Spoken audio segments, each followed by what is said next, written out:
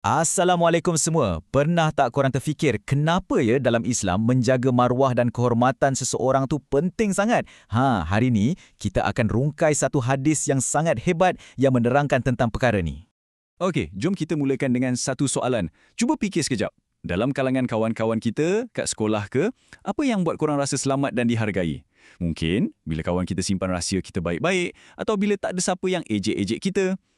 Jom kita renungkan sekejap. Sebenarnya, perasaan hormat dan selamat yang kita bincangkan tadi tu memang jadi teras dalam ajaran Islam. Sekarang, jom kita lihat sendiri matan ataupun teks penuh hadis ke-8 daripada Himpunan Hadis 40 Imam Nawawi. Ini dia, sabda Rasulullah sallallahu alaihi wasallam. Hadis ni, dia meletakkan satu prinsip yang sangat asas dan jelas tentang perlindungan. Tapi, cuba kita tengok betul-betul frasa memerangi manusia tu. Bahagian inilah yang selalu sangat orang salah faham.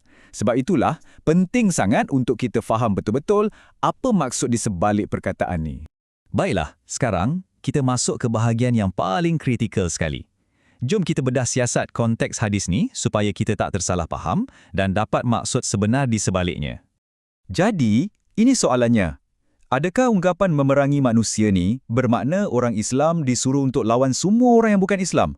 Wah, ini soalan berat ni. Sebab kalau kita salah tafsir, kesannya boleh jadi sangat besar kan? Jawapannya mudah dan sangat jelas. Sama sekali tidak. Sebab itulah kita kena faham betul-betul. Dalam situasi apa sebenarnya sabda ini diucapkan, konteks adalah kunci untuk faham segalanya. Slide ni, dia jelaskan segalanya dengan begitu baik. Perkataan memerangi itu bukan lesen untuk sesiapa pun bertindak sendiri tau. Ia merujuk kepada tindakan rasmi oleh pemerintah atau negara dan itu pun hanya di bawah syarat-syarat yang sangat ketat. Contohnya untuk mempertahankan diri daripada serangan musuh. Dan yang paling penting, ia adalah keputusan pemimpin, bukan kita sebagai individu biasa yang boleh buat. Dan ini membawa kita kepada prinsip utamanya, dakwah dengan hikmah. Maksudnya apa tu? Ia bermaksud, tugas kita sebagai seorang Muslim adalah untuk berkongsi kebaikan secara bijaksana dan berhemah, bukannya dengan cara memaksa. Ingat, tiada paksaan dalam agama. Okey, dah faham bab konteks tu, jom kita beralih pula untuk melihat sisi positif hadis ini dan macam mana ia membina asas jaminan keselamatan atau kita panggil tunjang kesucian. Menariknya, hadis ini bukan saja memberitahu apa yang dilarang, tapi ia juga memberikan formula jaminan keselamatan.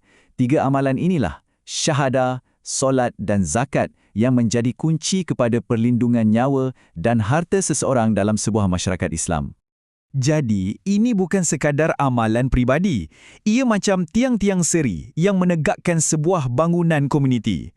Bila semua orang menjaga tiang-tiang ini, maka seluruh komuniti akan jadi kukuh, selamat dan saling menghormati hak masing-masing. Kan best macam tu? Okey, kita dah faham konteks sejarahnya. Tapi apa kaitannya dengan kita hari ini? Sebagai seorang pelajar, apa pengajaran yang boleh kita ambil daripada hadis ni untuk kehidupan seharian kita kat sekolah? Jom kita tengok.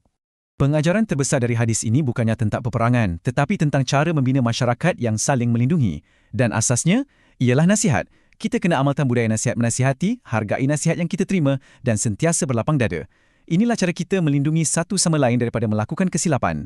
Jadi, mesej utamanya sangat jelas. Gunakan lisan dan perbuatan kita untuk membina jambatan persahabatan melalui nasihat yang ikhlas, bukan membina tembok perbalahan. Itulah semangat sebenar dalam menjaga kehormatan seorang Muslim. Sebagai penutup, ingatlah bahawa hadis ini adalah peringatan yang sangat hebat tentang betapa berharganya nyawa, harta dan maruah setiap insan. Jadi, soalan untuk anda bawa pulang hari ini. Esok di sekolah, apakah satu perkara kecil yang boleh anda lakukan untuk menunjukkan rasa hormat kepada rakan anda dan dengan itu, mempraktikkan ajaran hadis ini? Fikir-fikirkan.